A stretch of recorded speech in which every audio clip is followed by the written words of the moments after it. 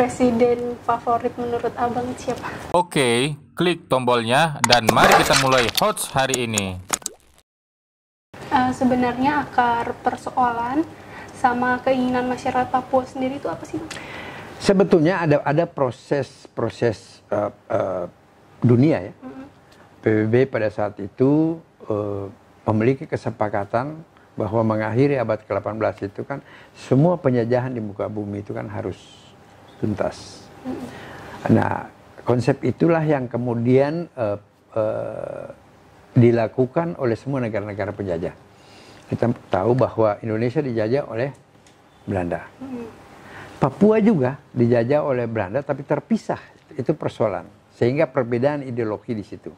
Yang kemudian proses Indonesia sampai dengan merdeka 17 Agustus 1945 itu di dalam teks proklamasinya itu tidak menyebutkan Papua termasuk dalam kemerdekaan itu. Aceh sampai di Amboina. Nah, kemudian 19 Agustus baru dideklarasikan Papua termasuk.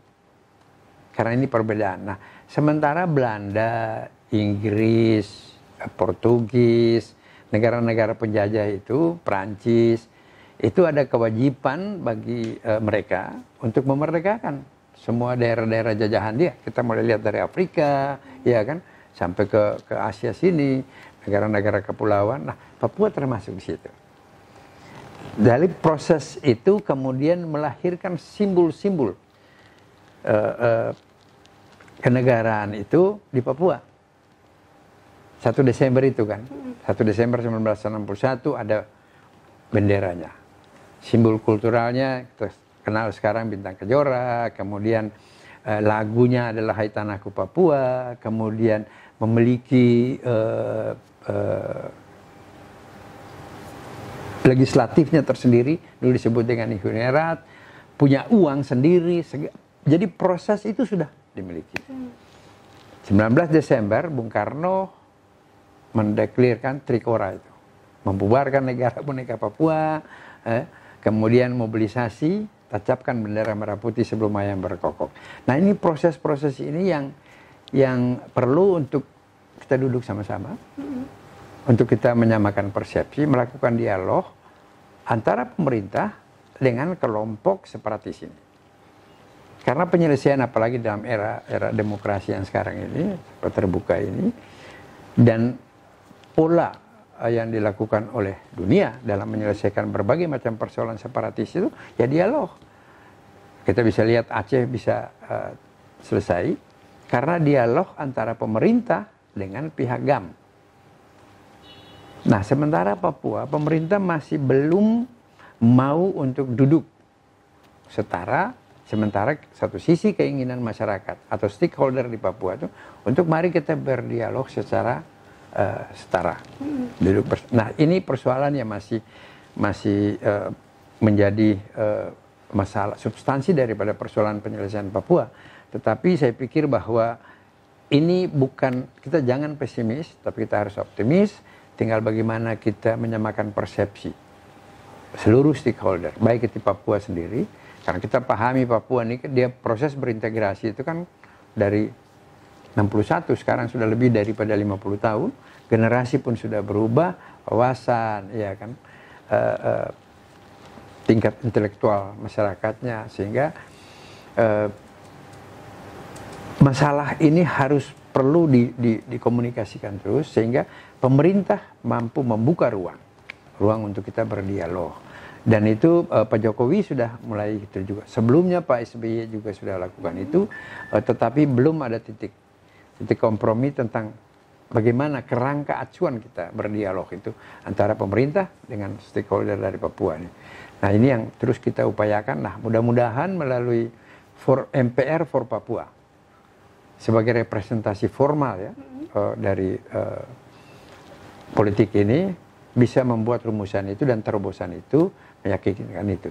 Kita mesti tahu bahwa di Papua ada representasi kultur. Kita sebut dengan MRP. Jadi Majelis Rakyat Papua. Itu amanat Otsus. Dan Otsus itu sebagai dasar solusi berbagai macam persoalan di Papua. Itu kompromi awal pasca reformasi. Pasca reformasi, saya kebetulan yang tersisa dari tim 100 yang karena semua sudah pada pass away, sudah pada meninggal. Nah itu yang mulai mengikuti proses sejak reformasi. Kemudian kami datang tim 100 menghadap Pak Habibie, menyampaikan keinginan masyarakat di sana untuk memisahkan diri secara terhormat. Kemudian Pak Habibie menyampaikan bahwa kalian pulang dan renungkan itu. Kemudian dibentuklah tim antara pemerintah dan kemudian Foreri waktu itu untuk bagaimana berkomunikasi mencari solusi. Nah kita berbagai macam referensi kita coba elaborasi dia dan kemudian dapat yang kita sebut dengan Otsus itu. Dan Otsus itu ditandatangani waktu era Presiden Megawati ke depan. Cuma memang mengimplementasi Otsus itu yang menjadi persoalan sampai sekarang. Karena banyak hal-hal yang oleh pemerintah dianggap ini cukup berisiko. Seperti di dalam undang-undang Otsus itu bahwa setelah 25 tahun pelaksanaan Otsus maka perlu ada referendum. Kemudian ada Komisi Kebenaran dan Rekonsiliasi mengakui hak-hak orang-orang Papua yang mengalami masa-masa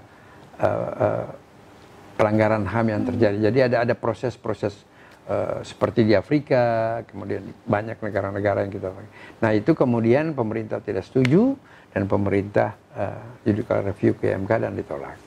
Kemudian hak-hak yang diberikan sebetulnya sudah bagus, yaitu affirmative action dengan memiliki kekhususannya.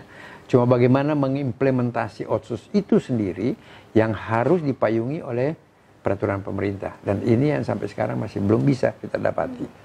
Jadi saya cukup panjang ikut dalam proses perjuangan untuk bagaimana menjalankan kesepakatan bersama Otsus menjadi solusi pada ke depan. Dan sekarang sudah 20 tahun depan pendanaan Otsus akan berakhir.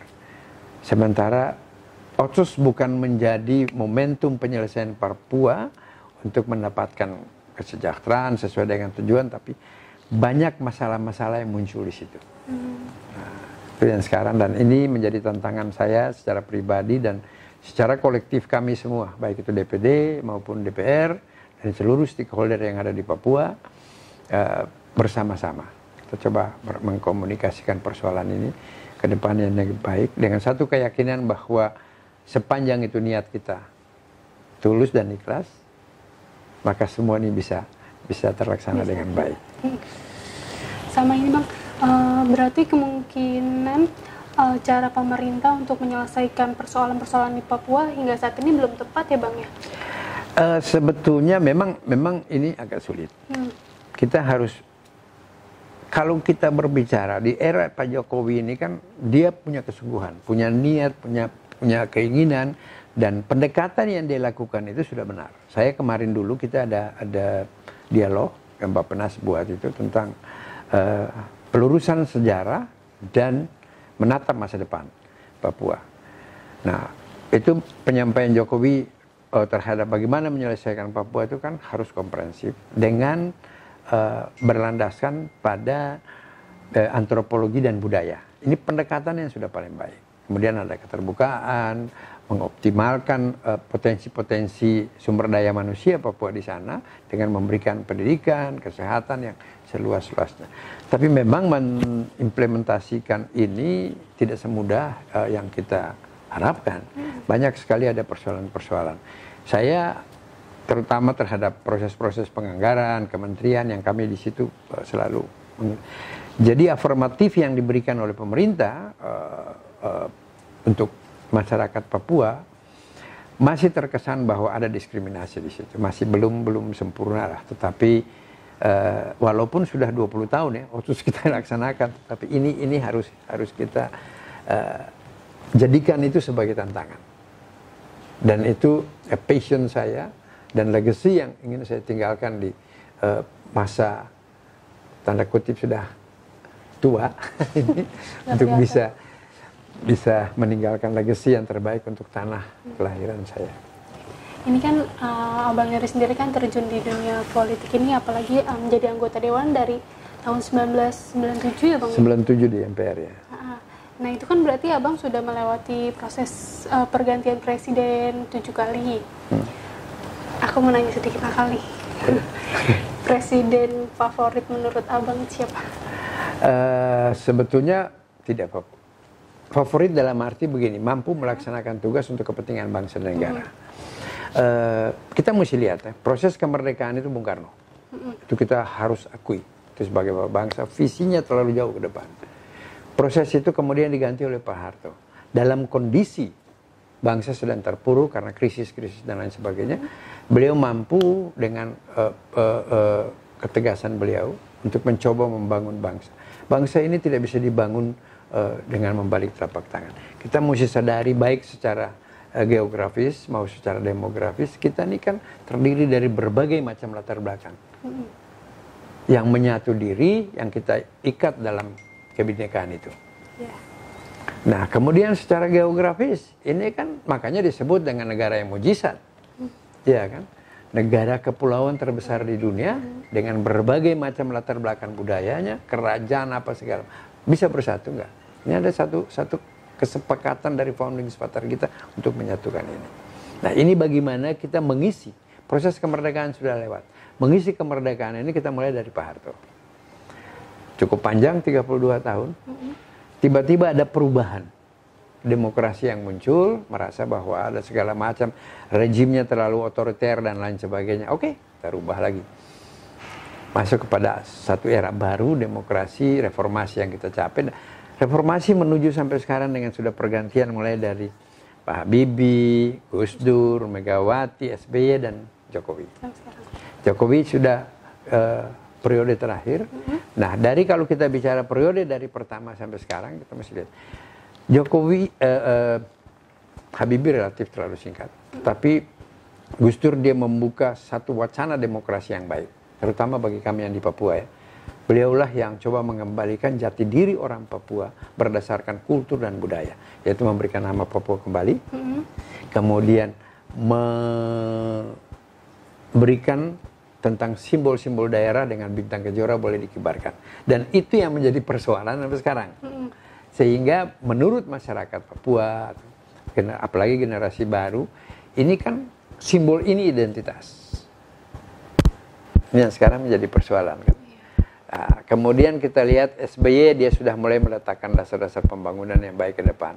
Dan tidak semudah itu. Apalagi hanya sesuai dengan konstitusi kita kan 10 tahun. Jokowi 5 tahun dia sudah melakukan berbagai macam percepatan. Karena beliau, kita harus, satu yang saya lihat dari Pak Jokowi. Dia ini kan berangkat dari bukan siapa-siapa. Sehingga betul-betul dia mengalami, menyadari betul tentang bagaimana kehidupan rakyat di bawah itu dia alami sendiri. Dia kan bukan anak yang lahir dari satu sistem keturunan kan. Dia ini tiba-tiba muncul, dan itulah proses demokrasi yang kita alami sebetulnya tentang melahirkan pemimpin. Dan dialah terlahir di era transisi ini. Nah sekarang tinggal bagaimana beliau dengan segala kemampuan dia untuk bisa membawa negara ini bersama-sama secara kolektif dengan pembantu-pembantu beliau dan didukung oleh sistem yang benar ini ke depan. Mengakhiri, beliau punya mimpi kita akan membuat ibu kota baru. Mimpi dia yang pertama, dia membangun infrastruktur. Ya kan? Kemudian dia mencoba untuk periode sekarang membangun sumber daya manusia. Ini kan satu upaya terobosan-terobosan visi dia. Bagaimana menuju kepada 2045. 100 tahun Indonesia merdeka, kemudian meninggalkan legacy 2024 dengan transisi kepemimpinan. Iya kan? Dan itu terobosan dia sudah lakukan itu dalam sistem ini. Anda bisa lihat dia mencoba untuk melakukan perubahan di dalam tubuh TNI dan Polri pada saat itu. Memangkas beberapa generasi untuk naik ke situ. Birokrasi dia begitu pangkas. Sekarang secara regulasi dia lihat bahwa masih banyak persoalan-persoalan yang memberikan hambatan-hambatan terhadap investasi. Dan kita berdoa, kita mendukung beliau sehingga periode beliau sampai dengan 2024 ini bisa berjalan dengan baik, walaupun ada persoalan dunia mengglobal dengan virus corona ini, tetapi ini bukan persoalan kita sendiri, tapi persoalan dunia. Nah, ini tinggal bagaimana kita membangun kebersamaan, kolektif, kolegial, pemerintah, masyarakat, seluruh tokoh-tokoh, stakeholder bangsa untuk ikut berpikir secara bersama-sama bagaimana menyelesaikan COVID ini. Karena ini ancaman dunia, ini persoalan dunia, bukan persoalan kita. Karena setelah ini ada dampak daripada corona ini kan terhadap ekonomi. Habis ekonomi, sosial. Habis sosial, politik. 2024. Ini masalah yang cukup kompleks, sehingga biarlah kita memberikan dukungan, terutama doa, untuk pemerintahan Jokowi dan Pak Maruf Amin, supaya mari kita bersama-sama menyelesaikan persoalan. Karena kita mencintai negara kesatuan Republik Indonesia. Itu yang paling prinsip. Oke? Bang, ini kan dari tadi aku nanya-nanya mulu nih. Abang gak nyesel kan undang aku ke sini? Enggak lah. Malah saya senang, saya harus memberikan apresiasi. Terima kasih. Sudah bisa mewawancarai saya yang cukup panjang kita dalam acara ini. Saya sendiri yang harus memberikan apresiasi. Terima kasih. Mudah-mudahan ini bisa memberikan edukasi, pencerahan kepada masyarakat, khususnya bagi pemirsa Teropong Senayan, untuk bisa mengedukasi masyarakat tentang mencari sosok-sosok, dan Teropong Senayan punya nilai tersendiri bagi pembaca, terutama pembaca politik ya, dan kalangan milenial sekarang ini, karena Teropong Senayan mampu merubah wajah jurnalis, pemberitaan, terutama di kalangan politisi, khususnya di DPR. Oke. Kalau gitu satu lagi nih Bang, apa harapan Abang Yoris untuk Papua ke depannya? Singkat aja. Ya, dia tetap dalam konteks negara kesatuan Republik Indonesia, kemudian dia mampu ikut aktif berperan dalam proses pembangunan bangsa dan negara. Melalui tanah Papua, kita akan membangun bangsa ini untuk menuju kejayaannya. Oke? Terima kasih. Terima kasih ya Bang. Terima kasih. Ya. Sahabat, kayaknya cukup sampai sini aja obrolan kita ya, biar aku nggak dikira bawel nanya mulu. Kalau gitu, jangan lupa saksikan episode HOTS untuk episode selanjutnya, sama follow juga akun Instagram apa? Ya. Apa? yorisrawayai.adikon.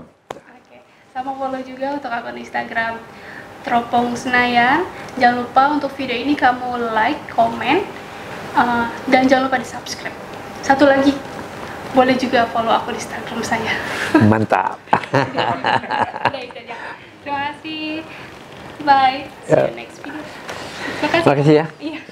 Oke, jangan lupa klik tombolnya dan sampai jumpa lagi di HOTS berikutnya.